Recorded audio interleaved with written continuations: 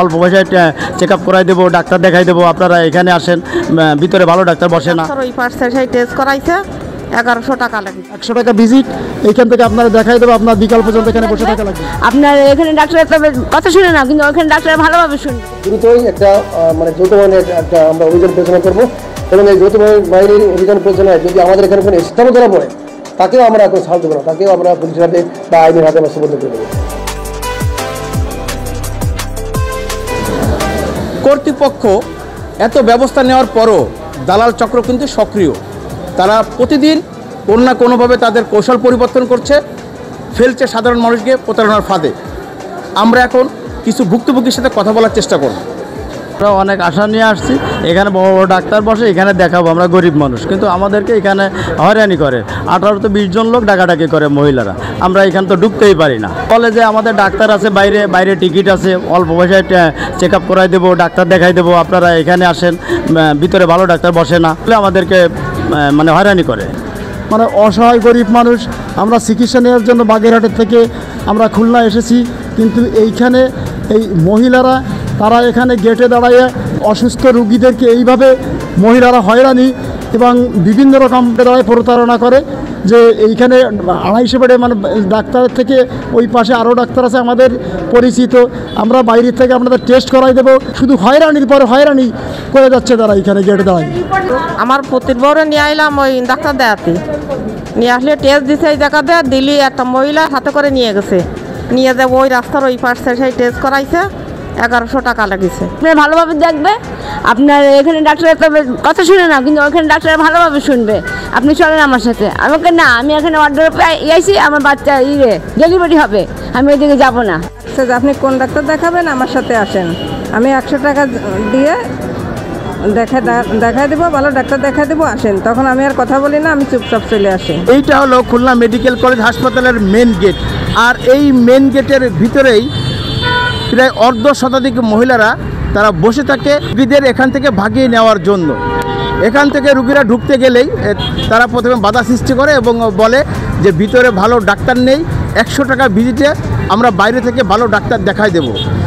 জানার চেষ্টা করব আসলে মেন গেটে কারা ডিউটি করে এবং তারা কী অবস্থা, দেখে আমরা কাউকে পাই কি না। কি এই মেন গেটে ডিউটিতে আছেন?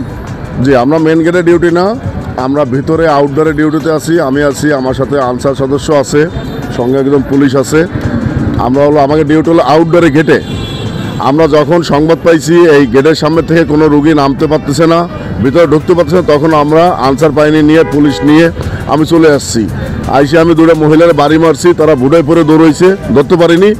হ্যাঁ, এখন এই জায়গায় পরিবেশটা খুবই ভালো লাগতেছে, এখন আমরা ভিতরের দিকে চলে যাচ্ছি। আচ্ছা, এই যে রুগীদের যে অভিযোগ যে তারা এই মেন গেটে ঢুকতে পারে না, কিছু মহিলা তাদেরকে বাইরে নিয়ে যাওয়ার জন্য চেষ্টা করে, আপনাদের চোখে এগুলো পড়ে? হ্যাঁ, আমরা সচরাচর এগুলো দমন করি, কিন্তু দেখা গেল আমরা কিছুক্ষণ পরে যদি আবার আসি, দেখি যে ওনারা আবার আসছে, কিন্তু এটা কোনোভাবে দমন করা যাচ্ছে না। কর্তৃপক্ষ যদি কঠোর পদক্ষেপ নেয়, সেক্ষেত্রে হয়তো এই বিষয়টা সমাধান করা যাবে। আপনারা কী করেন আসলে? এই যে মেন গেটে এই জায়গা তো সকালে রুগীদের যে অভিযোগ যে এখানে সকাল থেকে প্রায় 20-50টা মেয়ে এই জায়গায় দাঁড়ায় থাকে, মহিলারা দাঁড়ায় থাকে, তাদেরকে হয়রানি করে, টানরানি করে। আমরা তো মূলত এই গেটের ডিউটি করি না, আমরা ডিউটি করি হচ্ছে আউটডোরের ভিতরে। এখন মনে করেন যখন আমরা আসি তখন আমাদের গেটে তো আমাদের ডিউটি নাই। আপনাদের কেউ কারো ডিউটি নাই? না, এখানে আমাদের কোনো আনসারের ডিউটি নাই বা পুলিশেরও এখানে ডিউটি নাই। আমরা ভেতরে থাকি, আমরা যখন চলে আসি এখানে তখন আমাদের দেখে চলে যায় ওরা। আবার মনে করেন আমাদের তো ভেতরে ডিউটি, আমাদের তো ভেতরে চলে যেতে হয়, সেই ক্ষেত্রে তো আমরা এখানে কিছু করতে পারি।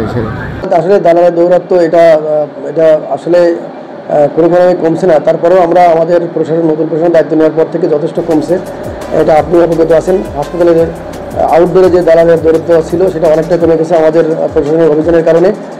তো আমাদের এই প্রশাসনের অভিযানের পাশাপাশি আমাদের হাসপাতালে যদি কোনো স্টাফ এর সাথে জড়িত থাকে এবং এটা যদি আপনারা কোনোদিন প্রমাণ পান, হাসপাতালে বিশেষ করে আমাদের হাসপাতালের স্টাফ, তারপর আনসার বাহিনী বা আমাদের সিকিউরিটি গার্ড, তারাও যদি এই এই চক্রের সাথে জড়িত থাকে, তাই তাদেরকে সঙ্গে সঙ্গে আমাদের কাছে সুপর্দ করবেন, আমরা প্রশাসনিকভাবে তাদেরকে ব্যবস্থা নেব।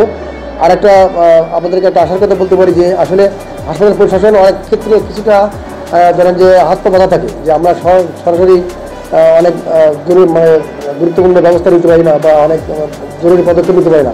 সেজন্য আমরা খুব দ্রুতই একটা মানে যৌথ বাহিনীর একটা আমরা অভিযান পরিচালনা করবো এবং এই যৌথ বাহিনীর অভিযান পরিচালনায় যদি আমাদের এখানে কোনো স্টাফও ধরা পড়ে তাকেও আমরা কোনো ছাড় দেবো না, তাকেও আমরা পুলিশের হাতে বা আইনের হাতে আমরা সুবদ্ধ করে দেবো।